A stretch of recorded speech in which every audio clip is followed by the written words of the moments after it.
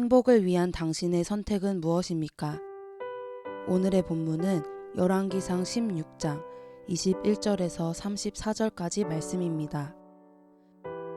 말씀 살펴보기. 그 후 이스라엘 사람들은 두 파로 갈라졌습니다. 절반은 기낫의 아들 디브니를 따르며 디브니를 왕으로 추대했고 다른 절반은 오므리를 따랐습니다. 그러나 오므리의 추종자들이 기낫의 아들 디브니를 따르던 사람들을 이겼습니다.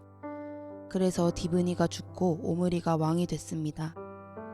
유다 왕 아사 31년에 오므리가 이스라엘 왕이 됐고 오므리는 12년 동안 다스렸는데 그 가운데 6년은 디르사에서 다스렸습니다. 오므리는 은 2달란트를 주고 세멜에게서 사마리아 산지를 사서 산 위에 성을 건축하고 그 산의 이전 주인인 세멜의 이름을 따서 그 성을 사마리아라고 불렀습니다.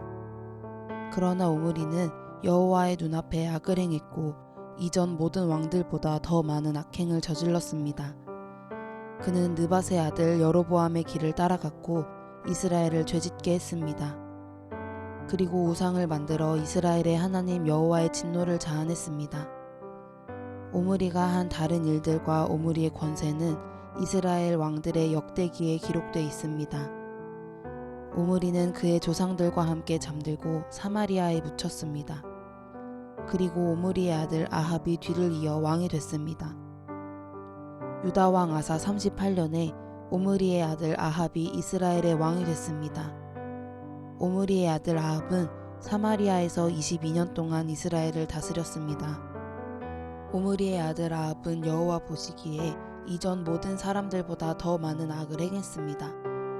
그는 느밧의 아들 여로보암의 죄를 따라 하는 것을 가볍게 여겼을 뿐 아니라 시돈 사람의 왕 엣바알의 딸 이세벨과 결혼하고 바알을 섬기며 숭배했습니다. 그는 자기가 사마리아에 지은 바알 신전에서 바알을 위해 제단을 쌓았습니다. 아합은 또한 아세라 목상을 만들고 이전 모든 이스라엘 왕들보다도 더한 일로 이스라엘의 하나님 여호와의 진노를 자아냈습니다. 아합의 시대에 베델 사람 히엘이 여리고를 재건했습니다. 히엘이 기초를 쌓을 때 그 맏아들 아비람을 잃었고 문을 만들어 달 때 막내 아들 수굽을 잃었습니다. 이것은 여호와께서 눈의 아들 여호수아에게 말씀하신 그대로 된 것입니다. 오늘의 팁. 21절의 오므리 왕조의 설립자인 동시에 북이스라엘의 6번째 왕으로 북이스라엘의 가장 유능한 왕으로 평가됩니다. 그러나 성경은 그에 대해 아주 짧게 언급합니다.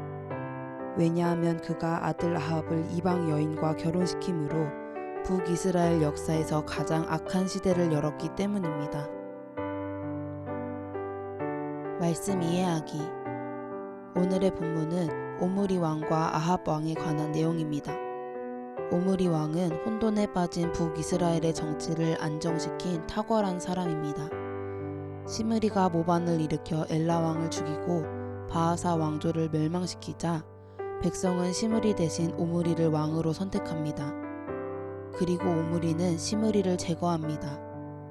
이것으로 반복된 군사 쿠데타는 끝나고 나라가 안정을 되찾는 것으로 보였으나 백성은 디브니와 오므리를 지지하는 두 파로 나뉘어져 서로 반목합니다.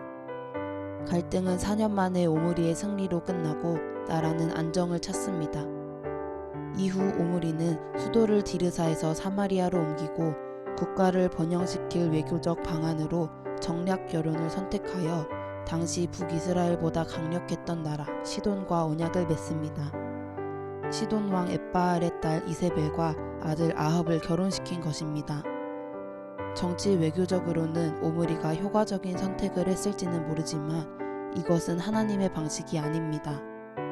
이 일로 인해 나라는 최악의 암흑 시대를 맞이하게 됩니다.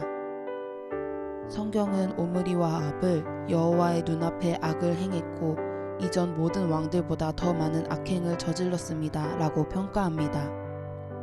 오므리 왕조 이전의 왕들은 여로보암이 만든 황금 송아지를 섬김으로 10계명의 제2계명인 어떤 형상으로도 우상을 만들지 말라는 하나님의 법을 어겼습니다. 그런데 오므리와 아합은 이에 더해 10계명의 제1계명인 하나님 외에는 다른 신들을 잊게 하지 말라는 말씀까지 어긴 것입니다. 오므리와 아합은 솔로몬이 율법을 어기고 이방 여인을 하나님보다 사랑해서 산당을 만들고 이방인의 우상을 숭배한 것처럼 동일한 죄를 짓습니다. 사마리아의 바알을 위한 신전과 제단을 쌓고 아세라 목상을 만듭니다. 그 결과 백성이 하나님께 두려움 없이 불순종하는 시대가 되어버립니다. 오래전 여호수아는 여리고 전투를 마친 후 그곳이 영원한 폐허가 되도록 여리고의 재건을 금지했고 여리고의 건물을 세우는 자는 장자와 막내 아들을 잃을 것이라 저주했습니다. 그리고 최악의 시대에 베델 사람 히엘이 하나님이 여호수아를 통해 하신 저주를 무시하고 여리고를 재건하다가 두 아들을 잃습니다. 우리는 본문을 통해 다음과 같은 교훈을 얻을 수 있습니다. 첫째, 하나님이 세운 지도자의 죄는 도미노와 같습니다. 지도자가 죄를 지으면 그의 지도력 아래에 있는 사람에게 연쇄적으로 영향을 미치게 될 뿐 아니라 그가 가진 영향력의 크기만큼 죄가 더 확산됩니다. 그러므로 지도자는 책임감을 갖고 하나님을 경외하기를 더욱 힘써야 합니다. 둘째, 그리스도인은 행복한 삶을 원한다면 눈에 보이는 번영과 안락함보다 하나님의 가치를 따르는 일을 선택해야 합니다. 오므리가 국가 번영을 위해 선택한 정략결혼 정책은 하나님을 버리고 바알을 숭배하는 일로 이어집니다. 결국 그의 정책은 국가의 번영이 아닌 패망의 결과를 낳았습니다.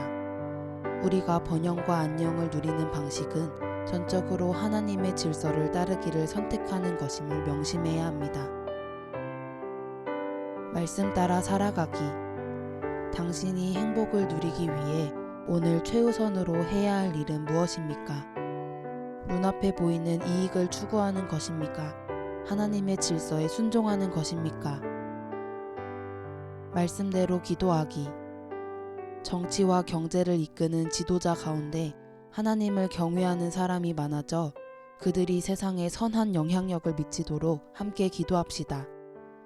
모든 그리스도인이 하나님의 질서를 따르는 일에 최고의 가치를 두도록 함께 기도합시다.